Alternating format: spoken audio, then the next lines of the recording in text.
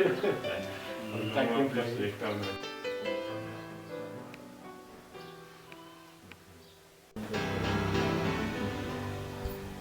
comités surveillance épidémiologique, la prise en charge médicale, la prise en charge psychosociale, la logistique.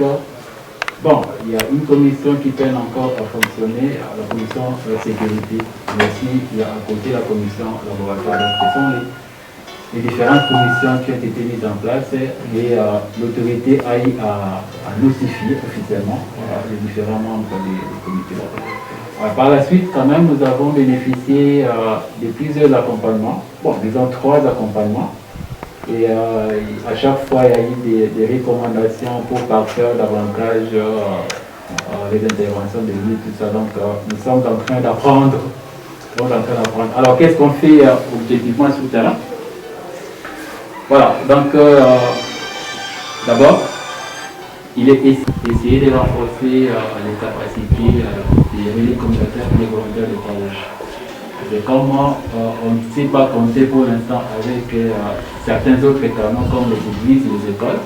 Donc, vraiment, on s'appuie sur les relais communautaires et les volontaires de la Croix-Rouge pour communiquer, mais aussi asseoir l'assistance à base communautaire. Près de 200 relais communautaires et volontaires de la Croix-Rouge sur le terrain. Ils nous renseignent sur auprès de qui ils ont amené des plaidoyers. Ils nous font le feedback par rapport. Et on discute autour de ça et chaque jour nous balançons aussi la situation à la hiérarchie.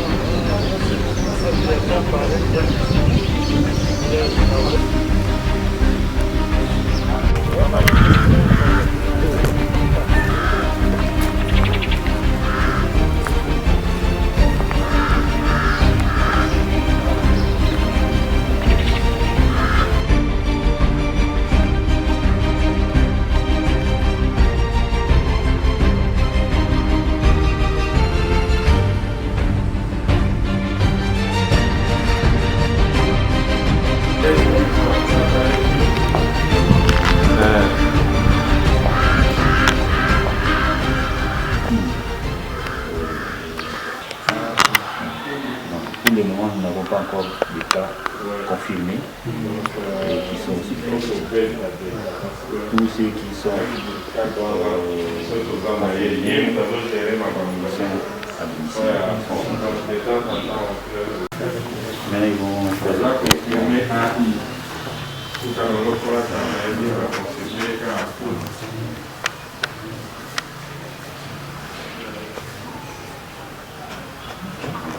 Il y a encore des choses à faire, il faut l'aménager parce que les recommandations de la programme, il y a les circuits ici, il faut 2 autres portes. Comme ça,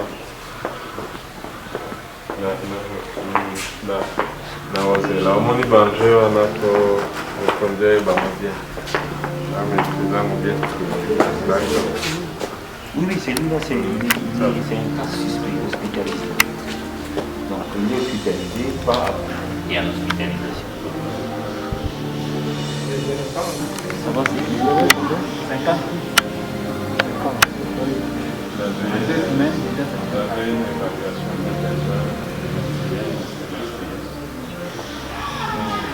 Travailler en termes d'évaluation. Alors, on va faire, on va mettre ça en termes de mais aussi, c'est prévu dans le plan des postes.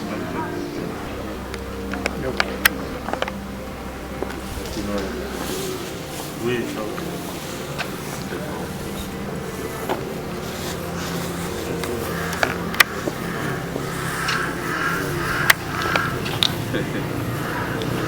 que lorsque les malades arrivent, nous souhaiterions qu'ils ne se retrouvent pas dans les pavillons.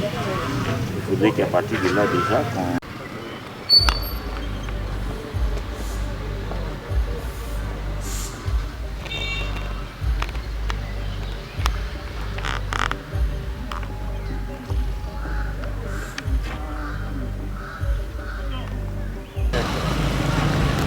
Telle personne qui seront habilités à pouvoir faire ce que c'est personnel doit faire.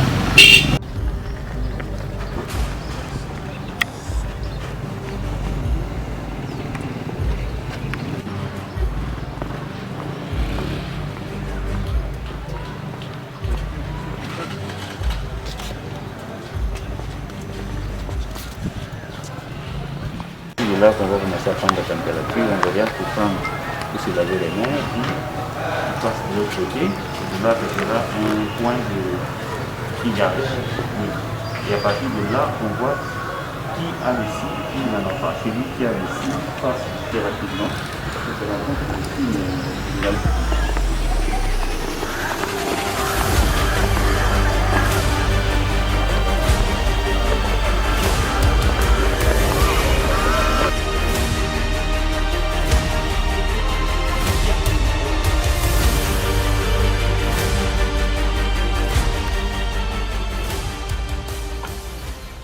Je m'appelle le docteur Imposo Désiré. Je suis le médecin directeur de l'hôpital Ime Kimpese et aussi le directeur général adjoint. Bon, nous avons été avec le médecin chef de zone pour présenter notre plan de riposte par rapport au Covid-19 et c'est ce plan que nous avons présenté à l'équipe. Alors, ils ont souligné que nous puissions définir les priorités. Et parmi les priorités, il y a le problème de la sensibilisation au niveau de toute la zone, parce que le plan concerne toute la zone de santé de Kimpese. Mais aussi au niveau de l'hôpital, parmi les priorités, c'est le manque à gagner que nous avons, parce que l'hôpital est moins fréquenté maintenant à cause de cette sélection. En plus, évidemment, la conséquence est que nous n'arrivons pas à payer les salaires. Ça fait 2 mois, nous avons 2 mois de retard. Voilà. Il y a aussi d'autres problèmes, par exemple le problème de transport. Si on doit prendre un cas plus éloigné de l'hôpital, parce que l'hôpital, la mission de prendre en charge tous les malades de la région, de cette région, donc c'est des territoires de Songololo et même les territoires voisins. C'est le seul hôpital qui remplit les conditions plus ou moins dans ces domaines-là.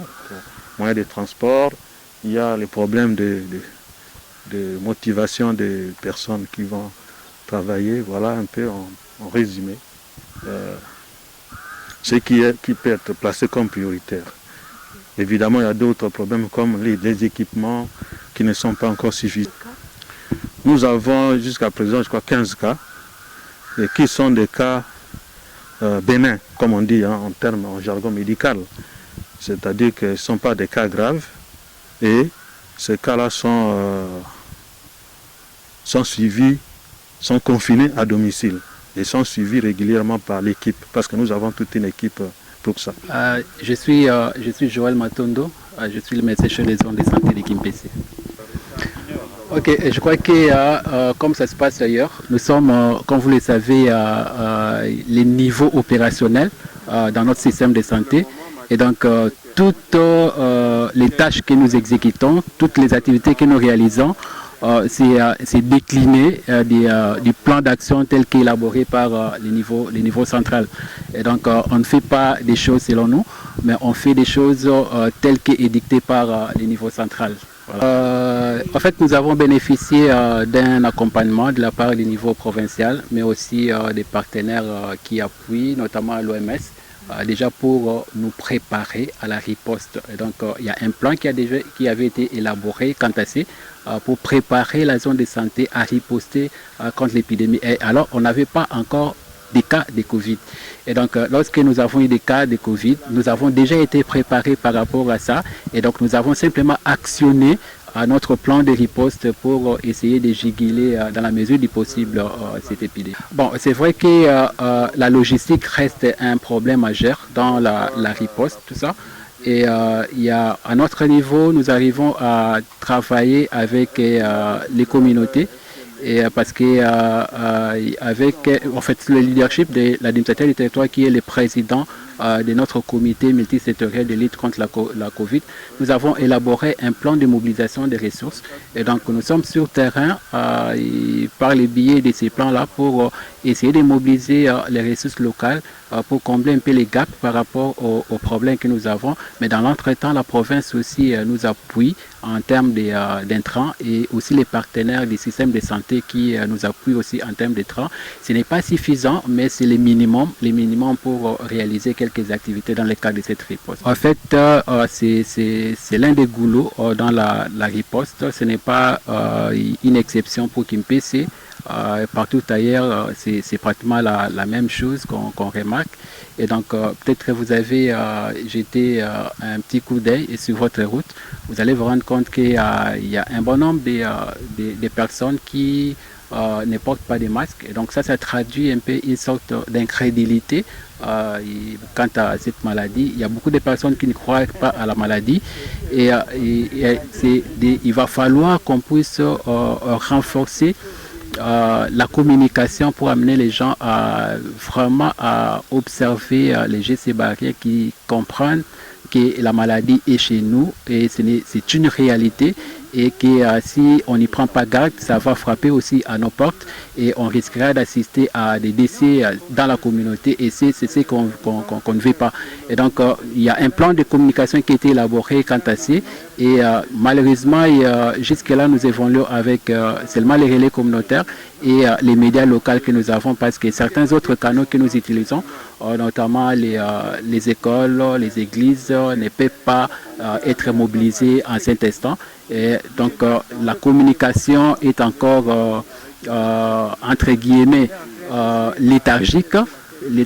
Est encore léthargique. Donc on doit renforcer la communication pour que tout le monde puisse comprendre les risques de la maladie et s'approprier de cette lutte, parce qu'on ne peut pas prétendre riposter efficacement contre la Covid s'il n'y a pas une participation communautaire. On doit compter sur la participation communautaire, et ça se passe par une bonne communication, une communication efficace qui amène les gens à s'approprier de cette lutte.